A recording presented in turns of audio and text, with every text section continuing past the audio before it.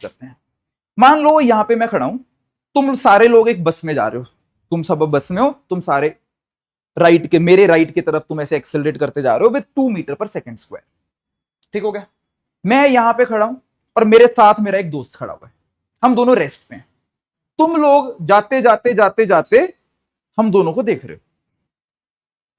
अब मैं पहले अपने दोस्त से सवाल पूछता हूं कि बता भाई मेरे पे कितनी फोर्स लग रही है।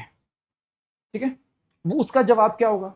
वो कहेगा कि देख भाई तू तो रेस्ट पे, तेरे पे कोई एक्सेलरेशन नहीं है, और न्यूटन का सेकेंड लॉ बोलता है net force on a body is mass into acceleration, और तेरे पे कोई एक्सेलरेशन नहीं है तो तेरे पे नेट फोर्स कितनी है? 0। वो ये नहीं बोल रहा कि मेरे पे फोर्सेस नहीं है, मेरे पे नेट फोर्स 0 है। ठीक है, सही बात है। जो मेरे पे नॉर्मल रिएक्शन लग रहा है वो mg ने बैलेंस कर रखा है मेरे पास, और तो कोई फोर्स लगी नहीं रही है शायद मेरे ऊपर, तो उसने अपना जवाब दे दिया। अब मैंने सेम सवाल तुमसे पूछा कि बताओ मेरे पे कितनी फोर्स लग रही है। अब तुम्हारा जवाब क्या होगा? तुम बोलोगे सर देखो ऐसा है, हमारे हिसाब से ना आप पीछे जा रहे हो। यही जवाब दोगे ना? हम जब कार में जा रहे हैं तो पेड़ तो पीछे जा रहे हैं हमारे लिए, कि आप पीछे जा रहे हो with an acceleration of how much? 2 metre पर सेकेंड स्क्वायर। तो तुम कहोगे कि सर हमारे हिसाब से आप पे एक फोर्स लग रही है दैट इज मास इनटू, अगर आपका मास 75 केजी है उसको 2 से मल्टीप्लाई कर दो, आप पे एक 150 न्यूटन की एक बैकवर्ड डायरेक्शन में फोर्स लग रही है। नाउ ये तो बहुत ही अलग सी चीज हो गई। सेम सवाल के दो आंसर्स कैसे हो गए? मेरा दोस्त जो मेरे साथ खड़ा है वो बोलता है तेरे पे कोई फोर्स नहीं लग रही है, तुम लोग बोल रहे हो फोर्स लग रही है, और तुम्हारी बात भी गलत थोड़ी ना है। तुम कहोगे कि यार sir force is equal to mass into acceleration, आपके पास एक्सेलरेशन है। सिर्फ फर्क ये है, नजरिए का फर्क है, जिस पॉइंट से ऑब्जर्व कर रहे हो, ऑब्जर्वेंस का फर्क। वो ऑब्जर्व कर रहा है फ्रॉम इनर्शियल फ्रेम, तुम ऑब्जर्व कर रहे हो फ्रॉम नॉन इनर्शियल फ्रेम। तो इसका मतलब ये हुआ कि अगर एक बॉडी का एफबीडी बना रहे हो तो एफबीडी भी डिपेंड करता है तुम किस फ्रेम से ऑब्जर्व कर रहे हो। एक फ्रेम से उस बॉडी पे शायद फोर्स ना लग रही हो, दूसरे फ्रेम में शायद उस पर कोई फोर्स लग रही है।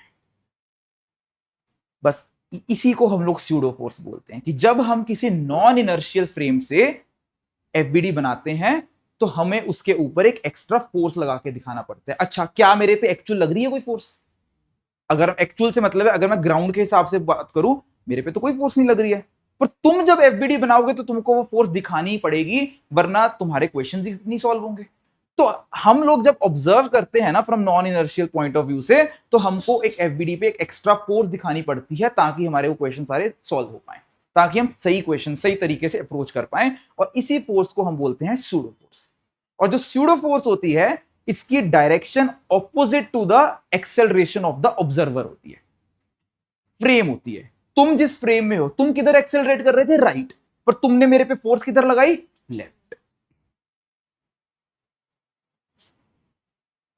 क्या ये बात समझ में आई?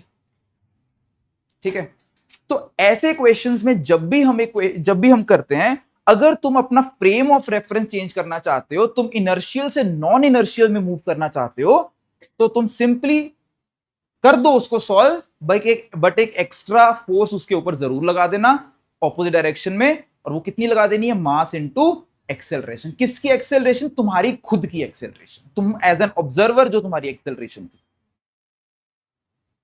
बात समझ में आई? तो अब मैं इसी क्वेश्चन